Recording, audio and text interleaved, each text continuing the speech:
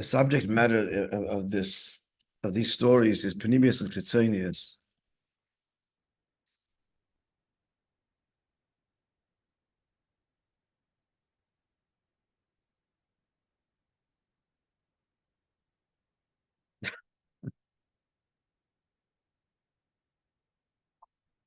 Okay, just there's a few little things here.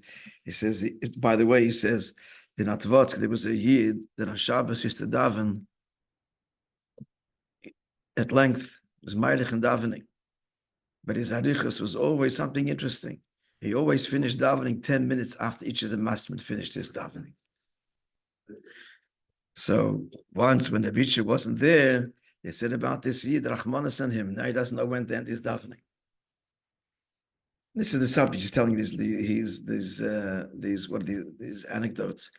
Another story. They say there's a time with Rabbi Morozov, Hashem Yimkim Domei.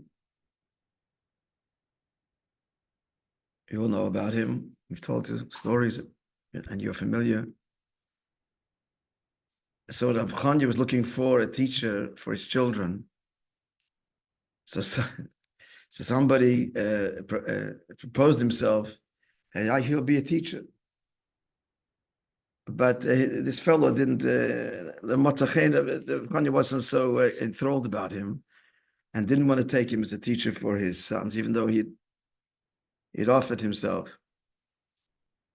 This fellow says to Rabbi Chanya, I know what your problem is. You think I'm not God-fearing enough, not a big enough Yireh Shamayim. So don't worry, I'll teach the children the emes. You have to be a Yireh Shamayim. So that's what Rabbi Chanya says, this is exactly what I'm afraid of. That you're going to teach the children to be like you. They will not be Yireh Shamayim, but they're going to tell other people that they have to be Yireh Shamayim.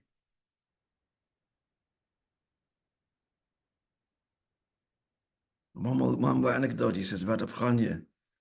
I heard, says Rabbi Yoel, I know what's coming here, that there's a time when he was sitting in prison with other Chassidim. And throughout this time, which was several months, they didn't have to film. To understood the great tzad of the Chassidim, then they didn't have to film. So at a certain point, they got film.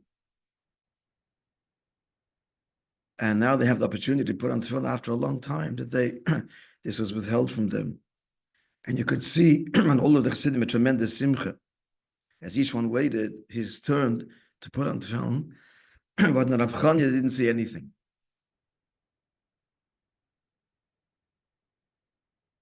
When he got that film, when it was his turn, he went to the side, put them on, said Krishma b'sheket, without any external sign of his pilus. That's Gewaldige PNIMI.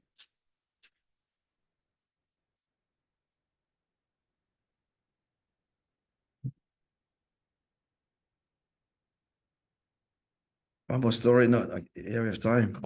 Just reading here. His son, Rabbi Shalom Morozov, who was the mashgiach in 770. Anybody here remember him? Shalom Morozov, a legend in his own lifetime, extraordinary Yid.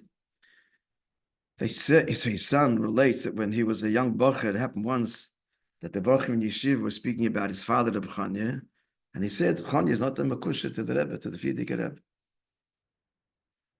He said it bothered him. The bocher was speaking this way, so at a certain point he turned to his father and he said, Tate, what are they saying? So Rabbi Chanya says to him in a way, excusing himself, he said, what can I do? I try to learn the memorim of here's my mother many times, and I toil over it. When it's not minute, it doesn't take me. What can I do? When I heard this answer, said Reb Shalom, or as they call him Shalom, they call him, understood that by my father, the word is kashrus is completely different than it is by the Bach.